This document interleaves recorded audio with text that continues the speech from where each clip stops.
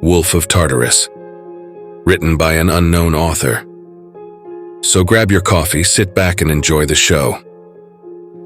I remember that day, the day I got that phone call at work.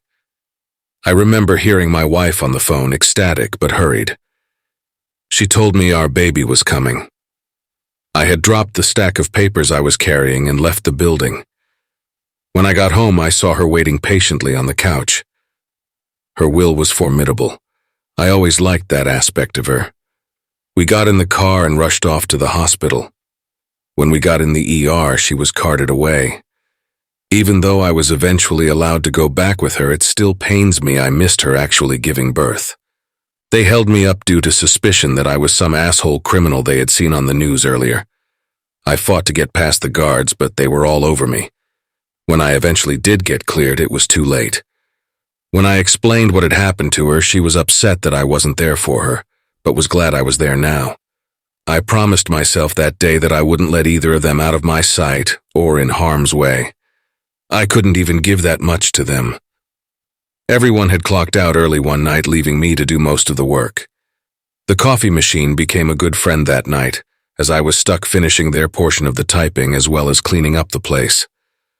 When I finally did get all the work done, I immediately got in my car and started on my way home. It killed me that I had to do so, but it was always this nagging feeling I got when I wasn't home that something would happen to them. I'd call multiple times throughout that night, checking to make sure they were okay and to let her know that I was working late. She had fallen asleep about an hour after my last call and didn't pick up any others. It wasn't even that I hated the most about the whole thing. It was such a simple action that I did that ruined my chances of stopping that thing. It was late and I hadn't had any dinner, so naturally I was going to hit somewhere up. The only places open at that hour were fast food restaurants and gas stations. All the high-class or at least halfway decent places closed long ago. I went through the drive-thru at a little fast food joint and picked up a few things, a couple burgers and fries. All in all, a simple, quick, mind you, pit stop. I didn't want to eat there in the parking lot.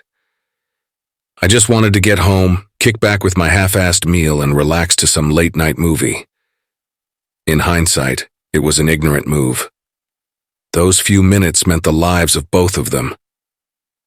It didn't take me much longer to arrive back at my house. I grabbed my food and started up the path towards the front door. Bag in hand and key at the ready, I put the key in the lock. Quickly, I realized that the door wasn't locked. In fact, it was slightly cracked open. Tentatively, I put the key away and reached for my gun in the back of my pants. That didn't help my worry, as I had left the gun back at the office. I usually took it out and hid in my drawer when I sat down due to it being quite uncomfortable, and put it back when the day was over. However, due to me working late and feeling rushed to get home, it was still at the office. My basic training took over, and I put everything down, getting ready to sneak into the house as to not startle whoever was inside. It's silly to think I'd need something as simple as basic training for only being an accountant at the police station, but I assume it's necessary protocol. I peeked in the crack of the door, then gave it a light push. I was greeted by a vast darkness, silence pervading the air. Cautious steps I took inside, my ears listening for even the slightest breath, and my palms, though sweaty and nervous, balled up into fists. Maybe it wasn't needed. Perhaps she just left the door open by accident and went to bed not being any the wiser. I wasn't too sure of myself in that sense and wasn't ready to take any chances. Violence or aggression is the core response of a human in an intimate and inevitable negative encounter. I didn't want to turn the lights on as a precaution to spooking any unknown person. To the left was the kitchen, which only led outside, and to the right were our bedroom and our newborn sons were. I instinctively went to the right, making sure each step I took stayed in bounds of what I considered to be quiet. The hardwood floors, usually unmistakably audible, were surprisingly dormant of sound. Perhaps the act of God or my wife had bought and installed new floors when I was gone. Ridiculous. I shook the thought away in an instant, as it didn't pertain to my current task. I had just started down the hallway. First objective was to check to make sure everyone was all right, then to grab my other pistol I kept at home and make sure no one was camping in my house somewhere. I checked our room, which was immediately right when in the hallway. I creaked open the door as to look at the bed. There she lay, sound asleep, alone in the large queen-sized bed. She was fine, and I didn't notice anyone standing around the bed. I left the door ajar and began walking back towards our son's room. From the kitchen, I assumed, I heard a sniff. It was quiet, but still loud enough and subtle enough for me to hear. It made me stop, as to avoid making any noise at all. There was more sniffing and the feeling of something moving closer. I turned ever so slightly to look over my shoulder into the living room. I couldn't see anything, but a new sound did ensue. It was the sound of small feet with what sounded like rock attached to them. No, I knew that sound. It was the sound of an animal with claws or perhaps long nails walking on a hard surface. I turned more and stuck my head further into the other room. Nothing. Still nothing made its presence clear to me. The sound then stopped as well as the sniffing. I stood there for a few more moments staring into the shadows till I turned back to walking down the hall. Only had to check our son's room, then I'd be able to grab my gun and check the rest of the house. I could have got it when I checked our room, however. Opening the gun safe requires a light, and the sound that the safe would make would certainly alert any burglars to my location. As I crept along the hallway, I became more and more unnerved by the eerie silence. It put me off mentally to be in a situation like this, to be wandering aimlessly in the dark with a vague goal in mind, all the while dealing with the possibility of an unknown force. Perhaps I was overexcited and my imagination veered off on a tangent. Regardless, I had to press on. Opening the door to my son's room, I was immediately greeted with the sight of his baby blue-painted walls covered in his doodles. The crib lay next to the window with faint moonlight gleaming of the plastic toys adorning the floor. The nightlight in the corner illuminated the child's room. It wasn't that bright. It only gave off about as much light as a normal candle would. My son lay in his crib, all wrapped up in a hand-sewn blanket his mother made him. He was truly a sight to behold. I went over to where he was and peered over the edge of the small bed. He was fast asleep, completely oblivious to what was happening. More or less, what would happen? A sudden crash came from behind me, and shortly after that, I heard the sound of tiny objects being tossed about. I turned and ran back down the hall to our bedroom. When I arrived to the opening of the room, splintered wood littered the floor as well as a thick layer of what looked like dust floating about the floor. It was quite dark in the room, so I quickly reached for the light switch. With a flick of the switch, nothing happened. Looking over at my bed, and more importantly her, I saw it on top of her. A vicious growl was emitted from the beast as my eyes locked onto its form. At first, it appeared to just simply be a cloud of smoke. However, as I observed further, it appeared to have 4 legs coming from the mass. The ethereal mist then began to take a much more solid form as it curved and shaped in a canine of some sort. A wolf. It snarled at my sleeping wife, then seemed to realize that I was still in the room. It turned its head slowly in my direction, meeting my gaze. Our eyes matched each other's, though it seemed I wasn't able to move. It was at this moment that I noticed 2 things. 1, even though I could see faint indentations on the bed where it was standing, it didn't seem to have paws. It was almost hovering above her. 2, she was still asleep. Through all this, the door being smashed open, the wolf jumping onto her, and the low in tone but very audible growls and snarls that came from the animal's mouth. Perhaps it knew what I was thinking, that if it touched her, I'd try in vain to defend her. Honestly, I didn't know how to defend her. I wasn't even sure this apparition before me was even there. It dared a glance back down at her, then at me. I knew it knew what I was thinking. Without another sound, it turned and looked back down to her. Its mighty phantom jowls opened and a heavy dark smog emanated from within its chest.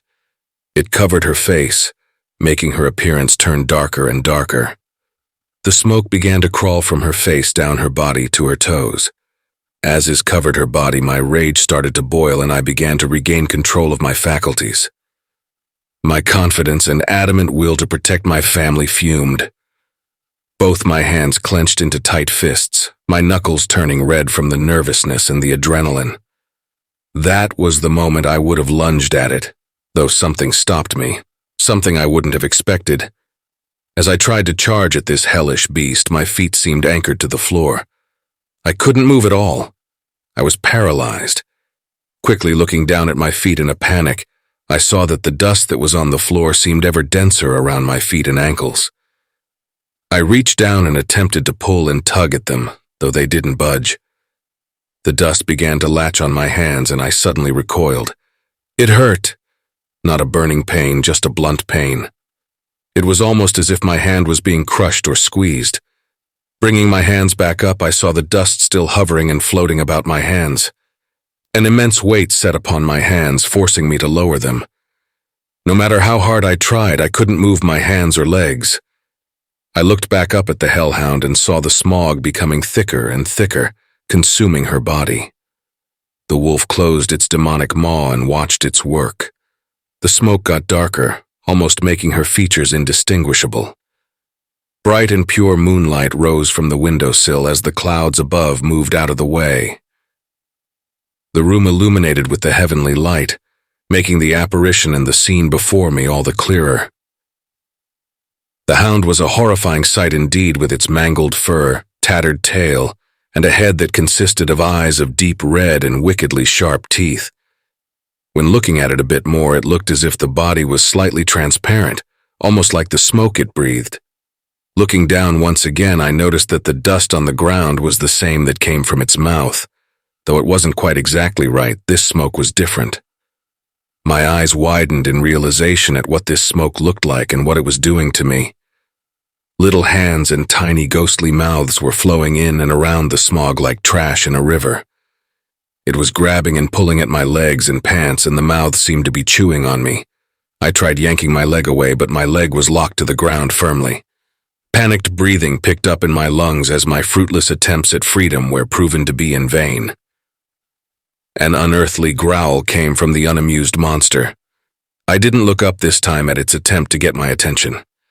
At the time, I believed in a mere few seconds I would be free and I'd be able to lash out at the beast that was on top of my wife. Voices. Voices could be heard very faintly. I didn't know how or where they came from, but I could hear them. They started very quietly and gradually got louder. I shot glances all around, trying to find the source. I didn't see anyone or anything other than the monster and myself. After listening to it for a moment, I started to hone in on the origination. It sounded as if it was coming from the wolf's now open mouth. It was breathing its smoke back in, even some from the floor. I watched in astonishment as a new phenomenon happened. As it breathed in, lines and marks began to glow that I hadn't noticed previously through its eyes and on its back down to its tail. They appeared almost tribal-like in the style. It glowed a stronger and stronger blood red as it sucked the smoke back in. The transparency seemed to fade as well, becoming more physical. I could no longer see through it, and its paws took shape. Jet-black claws protruded from its wide paws. Now that it was more visible, it looked malnourished and gangly. The voices got louder and ever more present. I couldn't raise my hands to protect my ears as the hellish mumbling reached damaging levels. I clenched my teeth and shut my eyes, trying desperately to block out what was happening to me. I couldn't escape from the nightmare. As I tried to break free, I could feel my panic reach its climax, my eyes darting behind closed eyelids, body shaking and blood pressure rising. Just when I thought I would lose it, it all stopped instantaneously. It actually took me off guard for a moment. I opened my eyes slowly while my ears rang. The wolf wasn't on the bed anymore, and as far as I could tell, not even in the room. For some reason, I still wasn't able to move. Looking at my feet, I didn't see any demonic smoke or dust at all, just my plain old sneakers. Lifting my right leg proved useless, as I was still held in place. Then I remembered my wife. Was she all right? What had the wolf done to her? I thought to myself, The glorious moonlight crawled across the bed and bathed her in the alabaster light.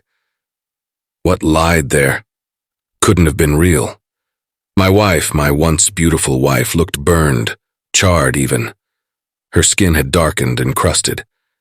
Her face was sunken in and lifeless. Fear crept up within me as my mind raced alongside my imagination of what could have possibly happened. It pained me to have just stood there and watched all this happen. I was helpless, useless. A tear fell from my eye and landed on my cheek lazily. I was so confused, so lost. The whole situation was just a rapid clusterfuck after another. I didn't know how to react to any of it or how to respond to this. Then again, ask yourself this: what would you do? When you can't do anything to stop something you know is terrible or wrong. So I stood there for a few minutes wondering if I'd ever be saved from this. I prayed, and prayed for some savior or angel to liberate me. Shortly after, I was liberated, not by an angel but a demon. The embodiment of the wolf rose from the floor on the other side of the bed. Its marks and coat seemed more vibrant and brilliant than ever. My eyes snapped to it as it finished its summons, brought forth from my despair. It sat there only for a moment, for its jaw opened and revealed its still horrific maw that led to oblivion. I didn't know what to do other than speak to the apparition. "Why? What are you?" I said softly. I came off more scared than intimidating, which wasn't too far from what I actually felt. It merely let out a low, throaty growl. "Tell me, you monster. What the hell are you?" It growled once more, only louder. "Tell me. What have you done to her? Why her?" My face boiled as my blood reached a fevered pitch. Its jaw dropped exceedingly low and howled the highest shrill scream I'd ever heard and charged at me around the bed. It all happened in a flash and I still couldn't move. I couldn't get out of its way as it plowed into my legs. Something that hadn't happened during this entire ordeal then happened. I moved, though it wasn't me moving of my own accord. I was falling forward. The wolf disappeared under me as my face collided with the ground. With my hands still being paralyzed, I couldn't bring them up to dampen my fall. I landed with a dull thud on the wood floor. My vision blurred for momentary, and after the stars cleared, I was met with the sight of my bedroom floor covered in dust. This wasn't the dust from before. It was more visible, powdery, and ashy. I could move my arms a bit, and I tried getting my hands underneath me. As soon as my hands met the ground, I felt them crumple. My arms fell flat against the ground again, leaving me confused and afraid. Leaning over on my side, I pulled my right arm up to my face to see what had happened. My breath picked up again, and a nervous sweat broke out. My hand wasn't even there. The only thing that was at the end of my arm was charred stump. Looking down on the ground, a pile of dust and ash laid where I had tried putting my hands down. Scared, I turned over more to get a glimpse at my legs.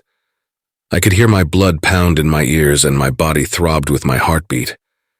My legs, from my feet to just below my kneecap, was gone, flesh and fabric all.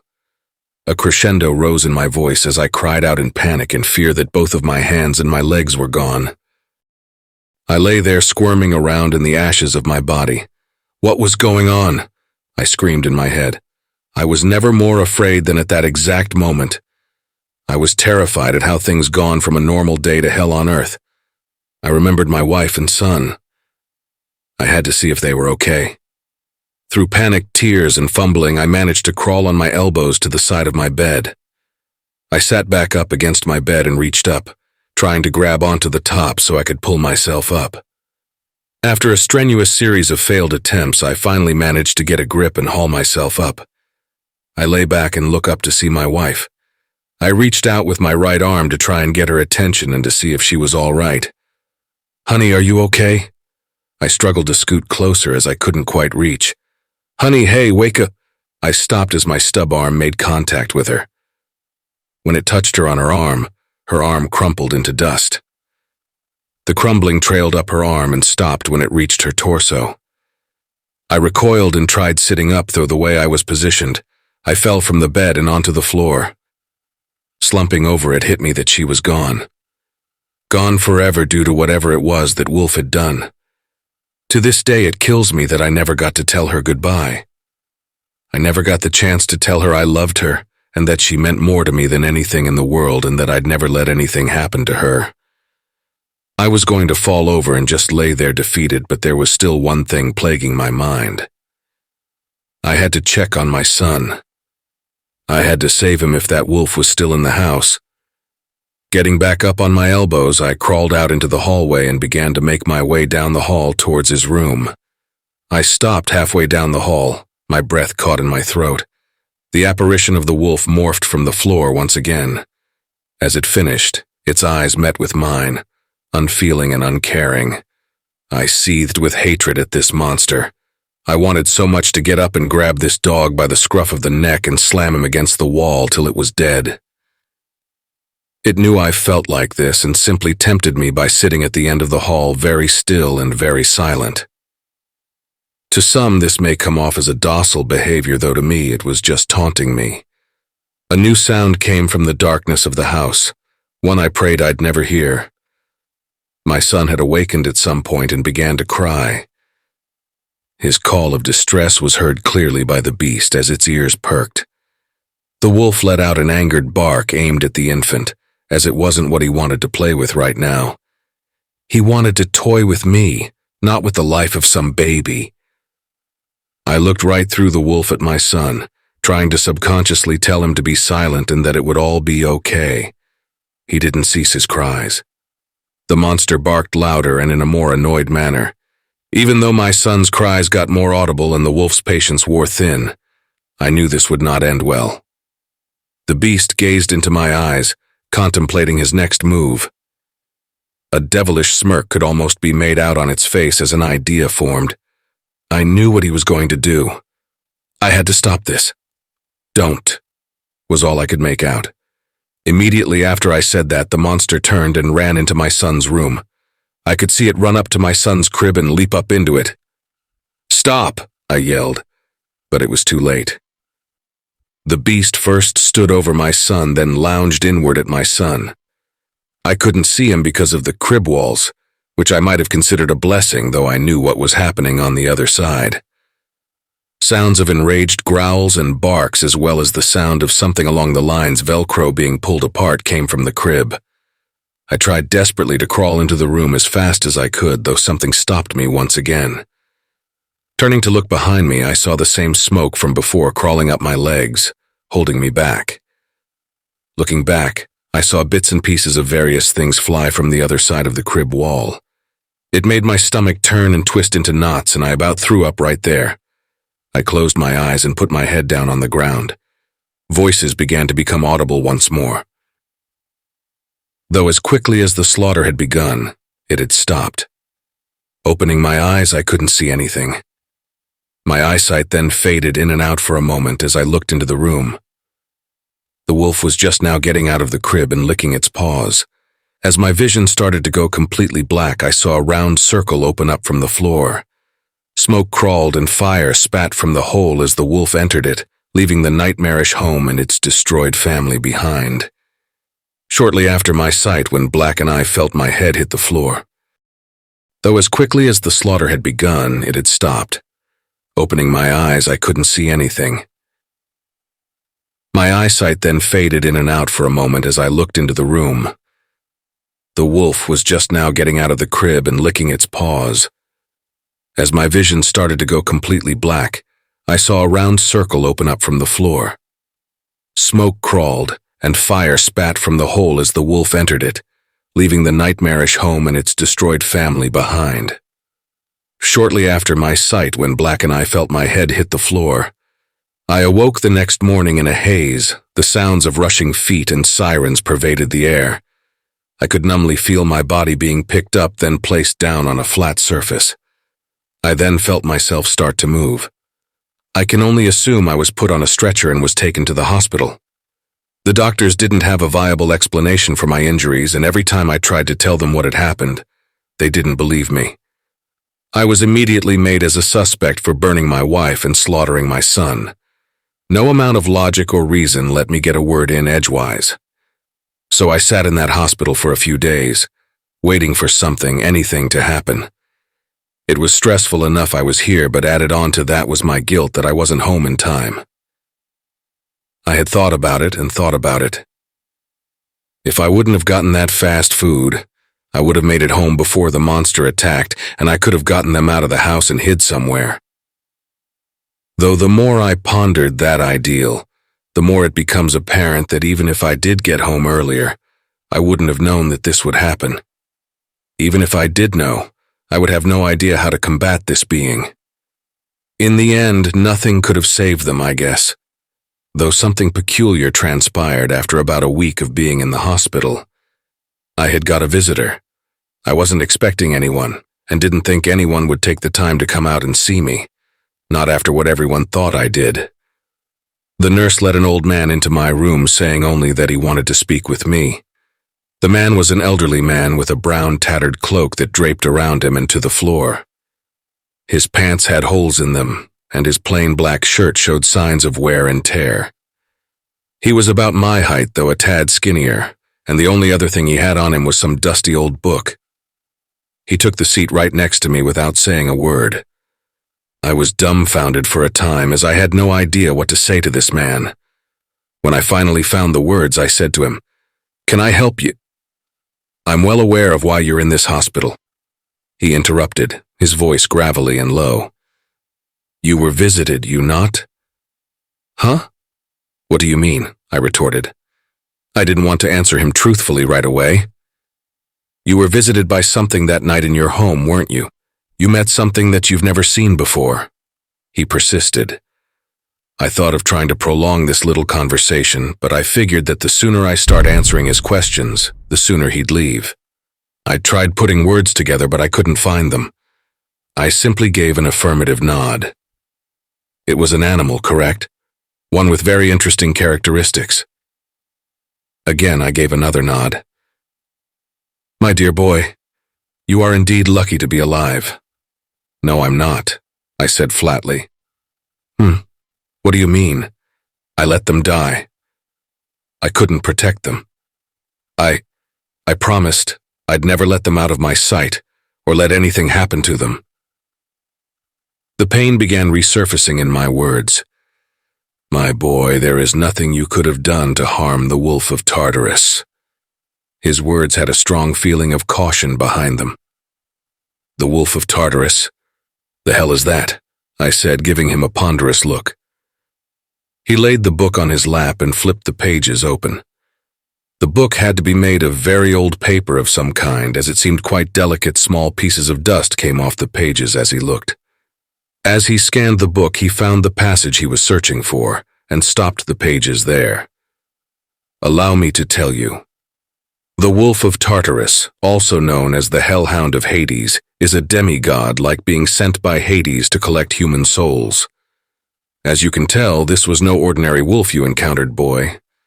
This wolf was made by Hades himself to be able to pass freely from the underworld to the human world, remaining hidden within the darkness of the night and able to spring forth from any shadow. This wolf collects the souls of humans, in which it is able to bring back to the underworld." "Whoa, hang on a second, man. Slow down and explain this. You're telling me all this way too fast." Though as quickly as the slaughter had begun, it had stopped. Opening my eyes, I couldn't see anything. My eyesight then faded in and out for a moment as I looked into the room. The wolf was just now getting out of the crib and licking its paws. As my vision started to go completely black, I saw a round circle open up from the floor. Smoke crawled, and fire spat from the hole as the wolf entered it, leaving the nightmarish home and its destroyed family behind. Shortly after my sight went black and I felt my head hit the floor. I awoke the next morning in a haze. The sounds of rushing feet and sirens pervaded the air. I could numbly feel my body being picked up, then placed down on a flat surface. I then felt myself start to move. I can only assume I was put on a stretcher and was taken to the hospital. The doctors didn't have a viable explanation for my injuries, and every time I tried to tell them what had happened, they didn't believe me. I was immediately made as a suspect for burning my wife and slaughtering my son. No amount of logic or reason let me get a word in edgewise. So I sat in that hospital for a few days, waiting for something, anything to happen. It was stressful enough I was here, but added on to that was my guilt that I wasn't home in time. I had thought about it and thought about it. If I wouldn't have gotten that fast food, I would have made it home before the monster attacked, and I could have gotten them out of the house and hid somewhere. Though the more I pondered that ideal, the more it becomes apparent that even if I did get home earlier, I wouldn't have known that this would happen. Even if I did know, I would have no idea how to combat this being. In the end, nothing could have saved them, I guess. Though something peculiar transpired after about a week of being in the hospital. I had got a visitor. I wasn't expecting anyone, and didn't think anyone would take the time to come out and see me, not after what everyone thought I did. The nurse let an old man into my room, saying only that he wanted to speak with me. The man was an elderly man with a brown tattered cloak that draped around him and to the floor. His pants had holes in them, and his plain black shirt showed signs of wear and tear. He was about my height, though a tad skinnier, and the only other thing he had on him was some dusty old book. He took the seat right next to me without saying a word. I was dumbfounded for a time, as I had no idea what to say to this man. When I finally found the words, I said to him, "Can I help you?" "I'm well aware of why you're in this hospital." He interrupted, his voice gravelly and low. "You were visited, you not?" "Huh? What do you mean?" I retorted. I didn't want to answer him truthfully right away. "You were visited by something that night in your home, weren't you? You met something that you've never seen before." He persisted. I thought of trying to prolong this little conversation, but I figured that the sooner I start answering his questions, the sooner he'd leave. I tried putting words together, but I couldn't find them. I simply gave an affirmative nod. It was an animal, correct? One with very interesting characteristics. Again, I gave another nod. "My dear boy, you are indeed lucky to be alive." "No, I'm not," I said flatly. What do you mean?" "I let them die. I couldn't protect them. I promised I'd never let them out of my sight or let anything happen to them." The pain began resurfacing in my words. "My boy, there is nothing you could have done to harm the Wolf of Tartarus." His words had a strong feeling of caution behind them. "The Wolf of Tartarus? The hell is that?" I said, giving him a ponderous look. He laid the book on his lap and flipped the pages open. The book had to be made of very old paper of some kind, as it seemed quite delicate. Small pieces of dust came off the pages as he looked. As he scanned the book, he found the passage he was searching for and stopped the pages there. "Allow me to tell you. The Wolf of Tartarus, also known as the Hellhound of Hades, is a demigod like being sent by Hades to collect human souls. As you can tell, this was no ordinary wolf you encountered, boy. This wolf was made by Hades himself to be able to pass freely from the underworld to the human world, remaining hidden within the darkness of the night and able to spring forth from any shadow.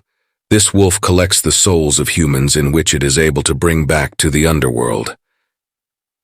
"Whoa, hang on a second, man. Slow down and explain this. You're telling me all this way too fast." "Do you wish to know what you encountered or not?" He snapped back.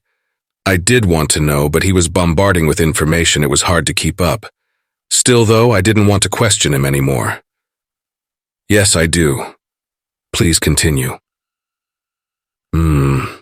Now then, the wolf will keep collecting souls, traveling back and forth between this world and the other until it gathers enough souls to give to Hades to instill within his armies. When enough have been collected, Hades will be at his strongest and he'll rise to turn this world to ash to exact revenge. Only Hades and the Tartarus wolf are able to traverse the dimensions right now.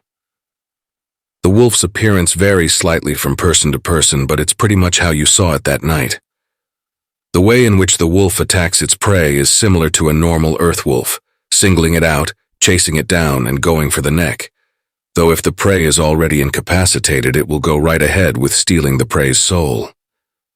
The wolf will emit a dense and hellish mist on its prey to steal the life and soul away from the target. The wolf is able to change its form, become ethereal, turn flesh to ash, as well as a number of other things. The wolf is a demigod after all. I guess it answered some of the questions I had, but so many more began to race in my head at that point. After his explanation, he stood from his chair and started to walk out. There's so much that I wanted to ask him: who he was, what the hell he was doing here, and how did he know so much about what happened. I was about to open my mouth to ask him when he said to me, "Stifle your inquiries, boy. There's nothing you can do to stop the wolf from achieving its objective, and you can't bring your family back. You're powerless to Hades' might. I would recommend your next move to heal up and leave this place. Run and hide, for neither the wolf nor Hades like to leave survivors of hunts, though under some circumstances they may spare a select few for a time," he explained as he reached the door, resting his hand on the knob. That last statement of his seemed slightly ominous to me. This raised the question, though: why me? Why was I spared? I had to know at least that. Let me at least ask you these two things. First, who are you? I asked him in a firm voice. He turned his head towards me. You can refer to me as prophet or an ally or even the bearer of bad news. Truth be told, I have many names. Call me what you will. He turned back to the door and opened it up. And the other thing. Why did he let me live? He likes playing with his prey before he kills them. My heart sank with this new information. Options and possibilities began racing across the forefront of my mind. With his last statement, he left the room. As he left, however, something caught my eye, stopping my train of thought momentary. I could have sworn that as he left, I could see the faintest bit of black dust or ash fly out from the bottom of his cloak.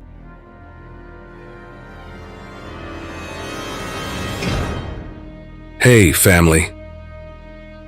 A very big thank you to an unknown author for allowing me to narrate such an awesome tale. Be sure to check out their Creepypasta fandom profile for more of their awesome works. If you would like to support us and make a donation, I'd be very much appreciative. I do have PayPal and a Buy Me a Coffee account. Be sure to also check out our merch store. There are plenty of items and designs to choose from. If you enjoyed this video, then why not check out the next one? Here on the right-hand side, you can also follow us. All my socials and all my other links are contained within the Linktree link below. Take care, everyone, and I hope you all have a wonderful and peaceful night. And don't forget, where fear is, happiness is not.